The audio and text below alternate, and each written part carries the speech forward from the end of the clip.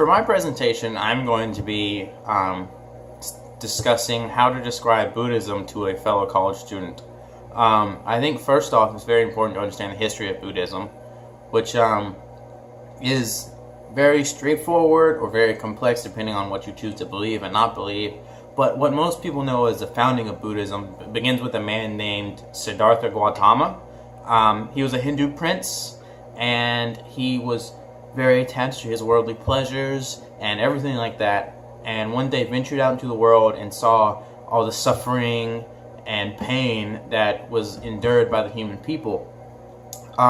So in response to this, he rejected all worldly attachment and meditated, and in this process was able to understand the true meaning of the world and live his life not for himself or any worldly means, but as a way to help other people. And once he figured this out and learned all this, he began to teach other people. And it is said that once the Buddha died, which Siddhartha Gautama became the Buddha, and Buddha just means enlightened one. Once he died, it's said that his soul was released from the cycle of reincarnation, and that he was able to join the spiritual world. Another story is said to happen centuries before the life of the Buddha, which is said it's a previous life of the Buddha, and it's said that this is a life where he laid the groundwork to become the Buddha. And in this story, he was born a deer and the leader of a herd, and the herd was being hunted by the king of a neighboring kingdom. And to protect his herd, he agreed with the king to sacrifice a doe every year in order for the hunting to stop. But when it became time to sacrifice the doe, the leader deer, put himself in the place instead. And the king was so impressed by this that he decided to stop hunting altogether. And this story is supposed to represent the Buddha's willingness to live his life with moral courage and self-sacrifice and generosity. And I think it's very important to understand these two stories first, because they hold what I believe is the core of the Buddhist values. So in the Buddhist faith, you have two main beliefs, which I believe, and it is reincarnation and the lack of a true physical world, or that the world around us is not as it seems.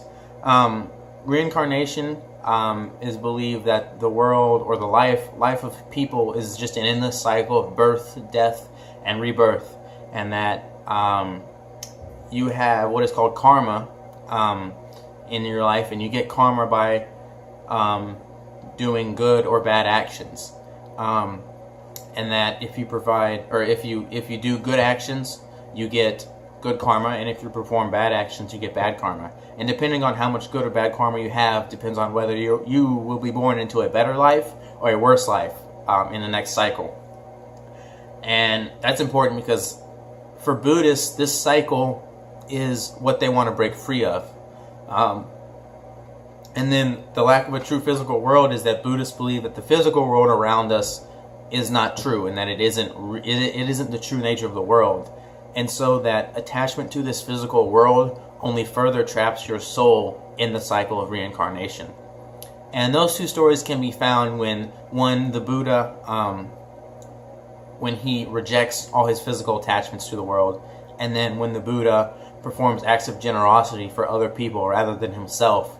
Those two core concepts are what I believe are most central to Buddhism. Some of the goals of Buddhism, like I said, are to break free of the cycle of reincarnation and to understand the true meaning of the world. And by achieving one or the other, you also achieve its opposite. I think next would be very important to talk about the Buddhist traditions. I think probably the most important traditions or tidbits of information and facts that people should know are the Four Noble Truths and the Eightfold Path. The Four Noble Truths are the truths that the Buddha learned once he stepped into the world and renounced his physical attachments. And the truths are that existence is suffering, suffering is caused by craving and attachment, there's a cessation of suffering, and there's a path to that cessation. And that basically means that suffering is caused by living. Living itself is suffering. Suffering is caused by attachment to the physical world.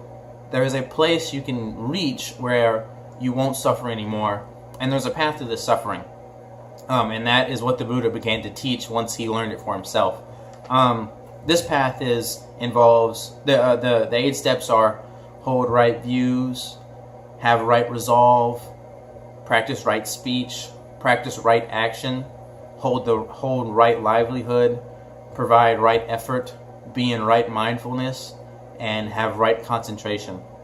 And those are the steps to nirvana, which is the cessation to suffering, the place you reach once you are enlightened and become Buddha and you are broken from the cycle of reincarnation. And Buddhists practice this and reach that place by meditation, where they are able to think about the world and themselves and remove themselves from the world. And I think it's also important to understand that Buddhism is an atheistic religion, and that it has no God, which is weird because people think religion and God. But in Buddhism, there is no God. The only person who would come close to being some kind of higher entity is the Buddha, and he himself is just a man who has set the bar and shown the path to enlightenment for his followers. So I think that is the short version of what is important to understand about Buddhism, how to describe it to someone. So thank you for watching.